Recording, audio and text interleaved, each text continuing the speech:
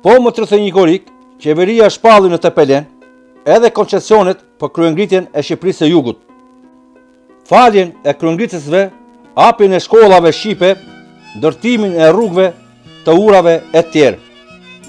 Propozimet zyrtare turke nuk pranuan nga shumica e kryengritësve në veri dhe në jug të vendit.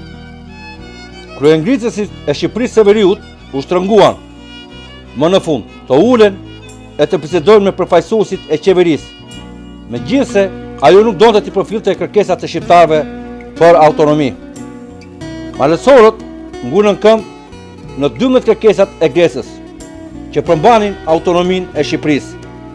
Por qeveria malazeze u kishte pre furnizimin me bukë dhe po ushtronin presion mbi mbarësorët, që të pranonin propozimet gjonturke. Në këto rrethana, malësorët pranuan të bisedonin sipas propozimeve gjonturke. Por ata përsëri, duke parë kombin shqiptar si një të tërë, kërkuan që të drejtat që do t'u jepeshin malësorëve t'u njiheshin të gjithë shqiptarëve. Meqë, me gjithë përpjekjet që u bën, nuk u arrit që kryengritja e malësisë së mbi Shkodrës të shndrohej në një kryengritje të përgjithshme, që të përfshinte gjithë Shqipërinë e Veriut dhe atë të Jugut. Autoritetet osmane arritën të merren vesh veç me malësorët dhe veç me shqiptarët e Jugut. Më 2 gusht, në përfaqësinë e perandorisë osmane në Podgoricë u nënshkrua sipas propozimeve turke marrëveshja e malësorëve me përfaqësuesit e qeverisë gjonturke. Pas 5 gushtit, malësorët filluan të kthehen në grupe. 8 Xheluli e disa të tjerë nuk pranuan të ktheheshin dhe vazhduan të ngulnin këmbë për njohjen e autonomisë. 8 Xheluli nuk pranoi as shpërblimet dhe as postet që i dhanë gjontuqit. Malësorët që nuk pranuan të ktheheshin, qeveria malazeze i internoi përtej Moraçës. Në ditët e para të gushit, qeveria e Stambollit ju drejtua me një thirrje banorëve të Beratit, të Vlorës, të Pelenës, të cilën shpallte faljen e kryengritësve që të ktheheshin në shtëpitë e tyre pa ardhur dhe premtonte hapjen e shkollave shqipe, përdorimin e alfabetit latin, përmirësimin e gjendjes ekonomike e tjerë. Por edhe kjo thirrje nuk i bindi kryengritësit, që nuk pranuan të dorëzonin armët.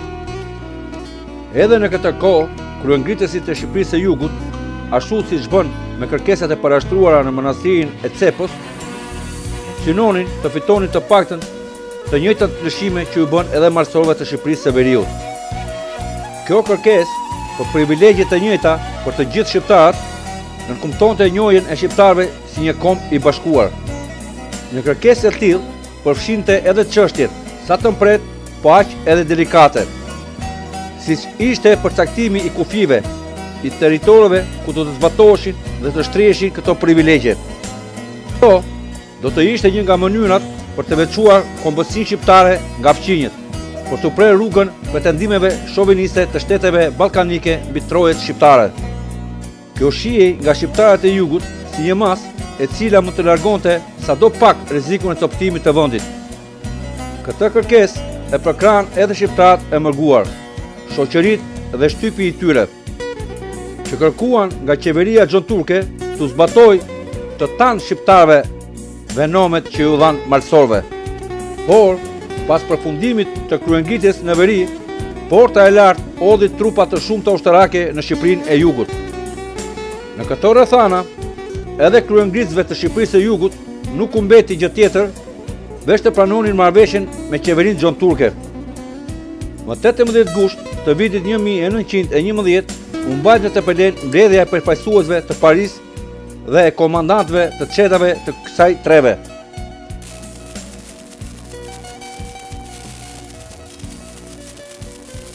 Dhe Fejzi Alizoti, të cilët u përpoqën t'i bindin kryengritësit për rrezikun që do t'i vinte vendit nga kërkesat e tyre të pamenduara mirë.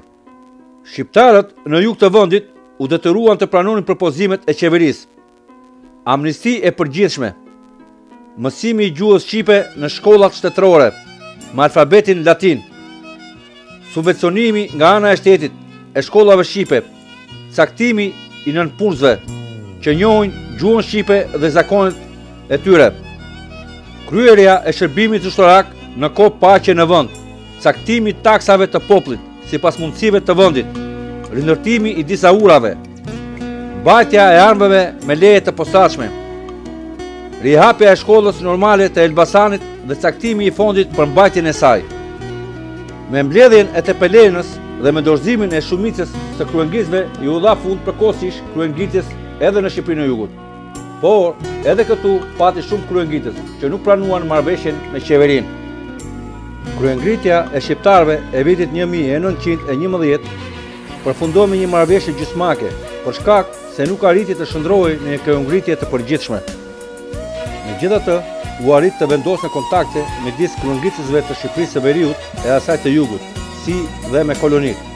Abdetar të njohur nga krajina të ndryshme të Shqipërisë, si Ismail Qemali, Pandeli Cale, Sali Hoxha e tjerë, u gjendën ato ditë në Maltezi, pranë malësorëve. Nikol Ivanaj, Themistokli Gërmenji e Ismail Qemali shkuan gjithashtu në kolonitë për të siguruar ndihmën dhe përkrahjen e tyre. Luish Gurakuqi, Nikol Ivanaj, Fadil Toptani dhe Themistokli Gërmenji vajtën edhe në Korfuz për të punuar që andej për zgjerimin e kryengritjes së jugut të vendit. Por, në kohën kur kryengritja e Malësisë së Mbishkodrës ishte në kulmin e saj, krajinat e tjera nguruan të ngriheshin. Kosova, e cila nuk ishte ka përzyer pasojat rënuese të ekspeditës së Shefqet Turgut Pasha të vitit 1910, e pati të vështirë të hidhe në kryengritje. Kurse, Mirdita në ndikimin e preng Bip Dodës dhe e çoroditur nga aksioni i Terence Toçit, mbajti përgjithsisht qëndrim pritës. Komitetet e Jugut, të shqetësuar nga qëndrimi armiqësor i qeverisë greke, guruan të fillonin kryengritjen qysh në periudhën e parë, në maj. Lëvizja kryengritëse në Shqipërinë e Jugut shpërtheu dhe nisi në Korik deri në gusht të vitit 1911, kur kryengritja e marsorëve të Shqipërisë së Veriut kishte filluar të binte e të dobësohej. Kryengritja u zhvillua në kushte të vështira brenda vendit dhe në rrethana jo të varroshme ndërkombëtare. Shtetet ballkanike, duke vlerësuar autonominë e Shqipërisë si një pengesë për plotësimin e synimeve të tyre, pushtuesen gjitha forcat për ta penguar kryengritjen e Malësisë së Mbishkodrës dhe për të mos lejuar që ajo të kthehej në kryengritje të përgjithshme. Kryengritja e malësorëve ndeshi edhe në kundërshtimin e shteteve evropiane, sidomos të Rusisë e të Austro-Hungarisë, të cilat nuk donin trumbullira në Ballkan. Në mënyrë të veçantë u aktivizua monarkia Habsburge, e cila pengoi shtrigjen e kryengritjes në të gjithë vendin dhe u propoqt ta mbante lëvizjen shqiptare brenda kuadrit të kërkesave kulturore. Të njëjtin qëndrim mbajti edhe Italia. Megjithëse kryengritja e vitit 1911 nuk arriti të ndërtoj objektivat themelore të lëvizjes kombëtare shqiptare, ajo zë një vend të rëndësishëm në historinë e popullit shqiptar. Ajo shënoi një hap cilësor përpara në organizimin e lëvizjes kombëtare dhe ngriti në një shkallë më të lartë ndërgjegjen e politikave shqiptare. Kryengritja e Malësisë së Mbishkodrës, si nga ana organizative, ashtu edhe nga ajo ideore, shënoi një hap të madh përpara në krahasi me kryengritjen e vitit 1910. Ajo u zhvillua në udhëheqjen e një qendre të vetme të Komitetit të Podgoricës. Kulmin e saj, kryengritja e arriti në qershor, kur duke miratuar më 23 qershor memorandumin e Greqës, shpalli kërkesën e autonomisë së Shqipërisë si program të mbar të lëvizjes kombëtare. Megjithatë, udhëheqja e saj, pavarësisht nga përpjekjet që bëri, nuk mundi të tërhiqte në kryengritjen e Shqipërisë së Veriut krajinat e tjera të vendit dhe ta kthente atë në një kryengritje të përgjithshme. Kryengritja e vitit 1911 i detyroi pushtuesit osman të hynin në bisedime me shqiptarët dhe të bënin atyre disa lëshime. Megjithse këto lëshime ishin larg kërkesave kombëtare të shqiptarëve, përbëri ndërkaq një mbështetje për kërkesa më të përparuara në të ardhmen. Kryengritja nxori në pa çështjen shqiptare si një problem ndërkombëtar. Për këtë dëshmon, krahas të tjerave, edhe interesimi i diplomacisë angleze për kryengritjen dhe sidomos për kraja prej Londrës e kërkesave kombëtare të shqiptarëve.